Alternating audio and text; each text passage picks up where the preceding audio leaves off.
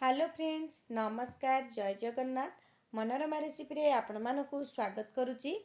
शीत दिन संध्यारे सबुदिने किछि ना किछि गोटे चटपटा खाइबा मन हुए। से आज मु भाविली आपण मानक सहित गोटे बाड़िया पियाज रेसिपी शेयर करी। से आज मु आपण मानक सहित ये बाड़िया पियाज रेसिपी नहीं आसी। आशा करछि रेसिपीटी आपण मानकु भल लागिबो। से भिडियोटी को आपण संपूर्ण देखा पड़ो। ये मुझे किसी बुट डाली प्रथम बुट डाली को 2-3 घंटा आप बतुरी ने। ये देखो बुट डाली आमर भल भाव बतुरी जाकू भल भाव धोई गोटे ग्राइंडर जार देदबा। से किसी रसुण दबा और किसी अदा दबा आ 2-3 चामच बुट डाली को मु गोटे गिन्ना काढ़ी रखी नहीं। एवं ये अल्प क्वांटिटी पानी देबे आउ दरदरा करी बाटिकी नहीं आसबे। देखो मुझे बाटिकी नहीं आसी। ये आम देदबा किसी धनिया पत्र, किसी कटा है कंचा लंका आउ किसी पियाज दबा। पियाज को प्रथम लंबा लंबा काटिबे आ हाथ में एमती टिके खोली नेबे। तापरे आपण एठी ऐड करि नेबे पियाज को। एबे आमे सेतरे देदबा आवश्यक अनुसार लुण। लुणटी आपणक आवश्यक अनुसार आपण एठी ऐड करिवे। लुण देला परे आमे सेतरे 2 चामच बेसन मध्य ऐड करिबा। आपण गोटे थर एमती बेसन दे ऐड करंतु, देखिबे खाइबा पे पियाजटी आपण मानको बहुत भल लागिबो।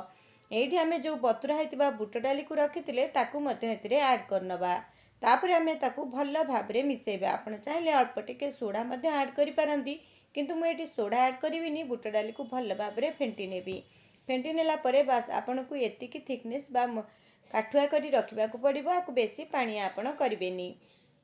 एबे तेल कड़े गरम होला परे बुट डाली गोटे गोटे बॉल्स नहीं आमे तेल रे दे दबा। एबे आमे ताकू हाई टू मीडियम फ्लेम रे यही बॉल्स गुड़ी को छाणिबा। आजिर रेसिपीटी जदि आपण मानकू भल लगे गोटे सुंदर कमेंट दबा सहित चैनल को सब्सक्राइब करबा पई जमारे भूलिबेनी। आशा करछि रेसिपीटी मध्य आपण मानकू भल लागिबो। एबे देखंतु आपण मान ताकू भल भाबे एपट सेपट करी 60 ରୁ 70% ହେଲା ପରେ आपण माने ताकू गोटे प्लेट को काढ़ी नेबे। आउ जो बड़का पियाज गुड़िक अच्छी ताकू मध्य आमे ए प्रोसेस रे छाणी नबा। आपण गोटे थर ए प्रोसेस रे ट्राई करंतु। आ केमिति लागिला कमेंट करबा पई जमार भी भूलंतुनी। देखंतु से प्रोसेस रे मु सबु ए बुटडार जो बॉल्स गुड़िक प्रस्तुत कर नेची। तापरे मु गोटे गिन्ना प्लेट रखी ताकू एमती टिके प्रेस कर नउची। आपण चाहिले ताकू हाथ रे टिके फटई नेबे, नहले आपण कोनोसी ग्लास माध्यम रे मध्य ताकू टिके एमती प्रेस कर नेबे। एबे तेल कड़े हमर गरम होईची। गरम कला परे आमे ताकू फुणी बुट डाली रो पियाज गुड़ी को आमे ताकू दे दबा। देकी एबे आमे ताकू लाल लाल करी छाणिबा परबा। देखंतु भल भाबे लाल लाल हैला परे आपण ताकू एमती छाणिकी काढ़ी नेबे। सेकेंड थर आपण माने जतले पियाज को छाणिबे सेतबेले गैस रो फ्लेम को हाई टू मीडियम रे रखी छाणिबे। जमा भी हाई फ्लेम रे रखी ए पियाज गुड़ी को आपण छाणिबेनी, नहले आपण को पियाज टिके क्रिस्पी बनिबनी। हाई फ्लेम रे छाणिले ऊपरटी भल भाबे लाल हो जिवो, भीतर अंशटी टिके कंचा रही जिवो। सेति पई हाई टू मीडियम रे रखी आपण एटी पियाज गुड़ी को छाणी नेबे। आउ जो बळका गुड़िक पियाज गुड़िक रही ताकू मध्य आमे सेही प्रोसेस रे छाणी नबा। आशा करछि रेसिपीटी मध्य आपण मानकू भल लागिथिबो। गोटे थर आपण ए प्रोसेस रे ट्राई करंतु।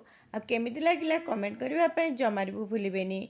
एबे देखंतु से प्रोसेस रे सबु पियाज गुड़िक मु बनै नेची। आ ता सहित किछि कंचा लंका को मध्य मु एटी छाणी नेची। आशा करछि रेसिपीटी भल लागिथिबो।